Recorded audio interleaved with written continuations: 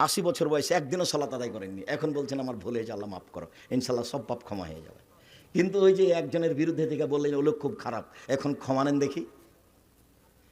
এখন কিয়ামত পর্যন্ত ক্ষমা চাইলে ওটা হবে না। কিভাবে হবে? ওর হাত ধরে ক্ষমা নিতে হবে যার বদনাম করেছেন, তাহলে হবে।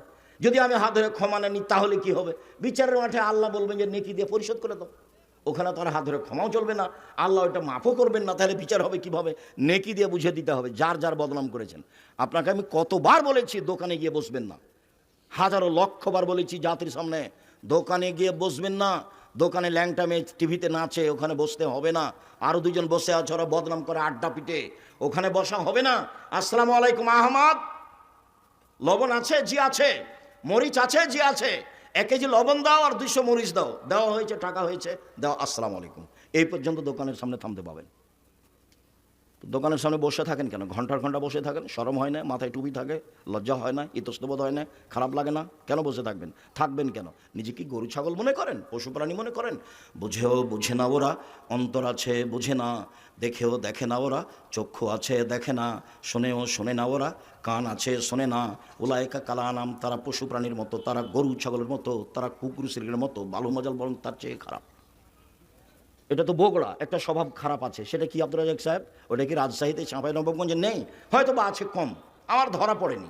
এখানে খারাপটা কি? বোনকে জমি দেয় না, সেটা খারাপ। বোন জমি চাইলে নাকি অপরাধ? তবে যা যা বের হয়ে বাড়ি থেকে যা। ওটা কি ও জমি পাই সেই সূত্রে ভাইয়ের বাড়ি এসেছে, না ওর বাপের এটা সন্তান, ও নিজ ভাই সেজন্য এসেছে?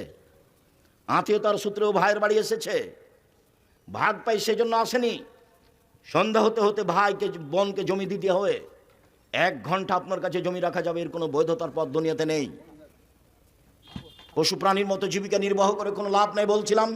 সম্মানিত দিনী ভাই বোন, রাসূল সাল্লাল্লাহু আলাইহি সাল্লাম বলেন, লানা আকেলা রিবা মুকালা হুয়া কাতিবা হুয়া শাহিদাই হে।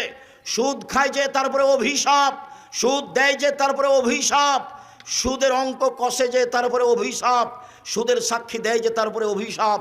সবাই সমান সমান।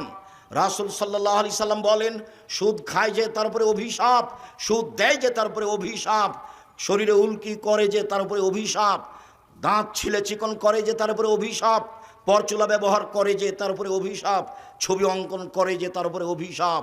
শুনুন সম্মানিত দিনী ভাই বোন, রাসূল সাল্লাল্লাহু আলাইহি সাল্লাম চিরদিনের জন্য সুদকে হারাম করেছেন। একজন সাহাবী খায়বার এলাকা থেকে খুব দামি খেজুর নিয়েছেন, তার নাম তামার বার্নি। আল্লাহ রাসূলের সামনে নিয়ে আসতে আল্লাহ রাসূল বলছেন, খায়বারের সব খেজুরই কি এমন? তখন বলছেন বেলাল, আল্লাহর নবী, আমাদের কাছে ছিল তামারুন রাদিও, দুর্বল কীট খেজুর, মানে যেগুলো ফেলে দিতে হবে এরকম খেজুর ছিল। আমরা 2 কেজি দিয়ে 1 কেজি নিয়েছি, 2 সা দিয়ে 1 সা নিয়েছি। তখন আল্লাহ রসুল বলছেন, ওহ, এটাই তো সুদ, এটাই তো সুদ, এটাই তো প্রকৃত সুদ, যেটা হুবাহু বেশি হয়। ধানে ধান সমান সমান চলে, জবে জব সমান সমান চলে, গমে গম সমান সমান চলে, লবণে লবণ সমান সমান চলে, কিন্তু যখন কমবেশ হয় তখনই হয় সুদ।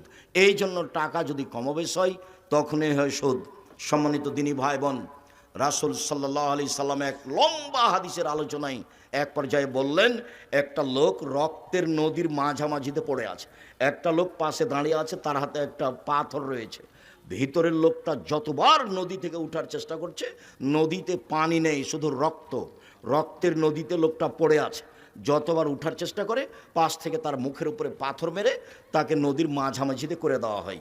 এক পর্যায়ে আল্লাহ রসুল যখন বললেন দুইজনকে, বলো তো তোমরা এসব কি ঘটনা?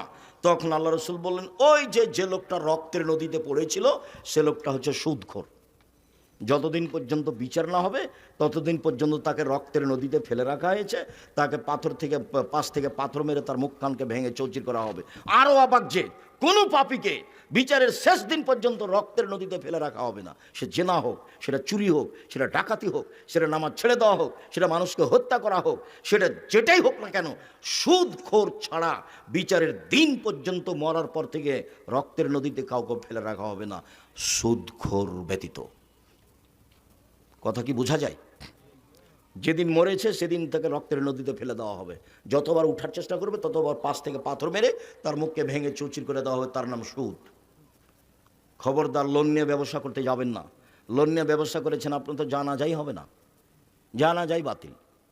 মৌলানা সাহেব করে দিচ্ছে, এখন মৌলানা সাহেব করে দিচ্ছে তার কি করা যাবে?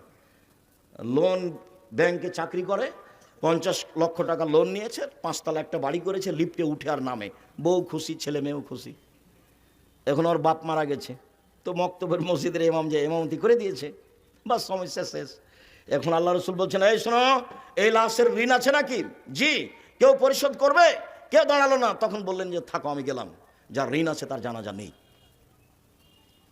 জানাজাই নেই, তার নাম ঋণ।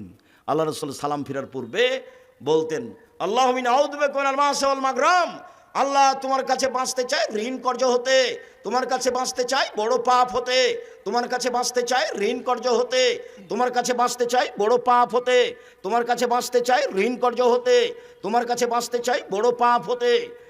হারামের যত পথ রয়েছে উপার্জন হিসাবে, সুদ তার সবচেয়ে বড়।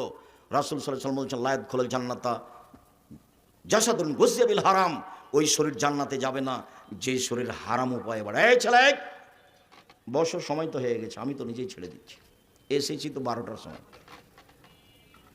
রাসূল সাল্লাল্লাহু আলাইহি ওয়াসাল্লাম বলেন, লা ইয়াদখুলুল জান্নাতা লাহামুন নাবাতা মিনাস সহতে, হারাম উপায়ে যে শরীর বাড়ে সেই শরীর জান্নাতে যাবে না। কুল্লু লাহমিন নাবাতা মিনাস সহতে কানাতিন নার আওলা বিহি, যেই শরীর হারাম উপায়ে বড়েছে তার জন্য জাহান্নামে যথেষ্ট। ছেলে মেয়ে বাপ বেটা সব জাহান্নামে যাবে হারামের কারণে। আল্লাহ রসুল বলছেন, যে হার উপার্জন করে তার তার কাপড় হারাম, তার খাওয়া হারাম, তার পোশাক হারাম, তার জীবিকা নির্বাহ হারাম, তার দোয়া কি করে কবুল হতে পারে? দিন রাত দোয়া করলেও কবুল হবে না, সব বন্ধ হয়ে গেছে।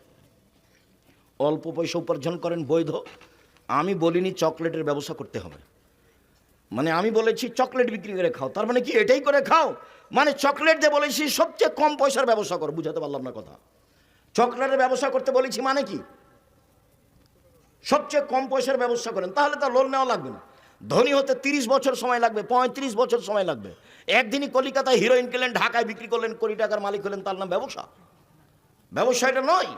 কলা থেকে শুরু করতে হবে, চকলেট থেকে শুরু করতে হবে, জুতা স্যান্ডেল রাস্তায় বিক্রি করে মাঠে আসতে হবে, তারপরে বিত্তশালী হওয়ার জন্য এটা সময় লাগবে।